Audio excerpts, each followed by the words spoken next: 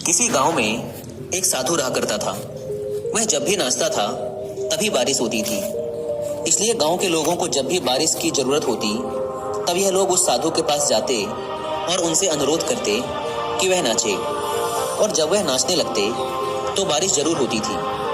कुछ दिनों बाद 4 लड़के शहर से गांव में घूमने आए। जब उन्हें यह बात पता चली कि किसी साधु के नाचने से बारिश होती है तो उन्हें यकीन नहीं हुआ। शहरी पढ़ाई लिखाई के घमंड में उन्होंने गांव वालों को चुनौती दे दी कि अगर हम भी नाचेंगे तो बारिश होगी, और अगर हमारे नाचने से बारिश नहीं हुई तो साधु के नाचने से भी बारिश नहीं होगी। अगले दिन सुबह सुबह गांव वाले उन चारों लड़कों को लेकर साधु की कुटिया के पास पहुंचे। गांव वालों ने साधु को सारी बात बताई। फिर उन लड़कों ने नाचना शुरू किया। पहले लड़के ने नाचना शुरू किया। आधा घंटा बीत गया। फिर पहला लड़का थक कर बैठ गया, पर बादल नहीं दिखे। कुछ देर बाद दूसरे लड़के ने नाचना शुरू किया और 1 घंटे बीतते बीतते वह भी थक कर बैठ गया। बाकी दोनों लड़कों ने भी ऐसा ही किया, पर बारिश नहीं हुई। अब साधु की बारी थी। उसने नाचना शुरू किया। 1 घंटा बीत गया, पर बारिश नहीं हुई। साधु फिर भी नहीं रुका, वह नाचता ही रहा।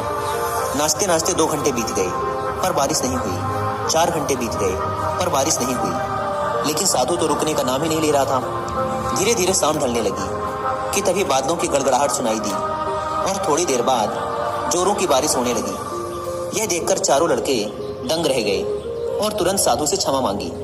फिर चारों लड़कों ने साधु से पूछा, बाबा, भला ऐसा क्यों कि हमारे नाचने से बारिश नहीं हुई और आपके नाचने से बारिश हो गई? साधु ने उत्तर दिया, जब मैं नाचता हूँ तो 2 बातों का ध्यान रखता हूँ।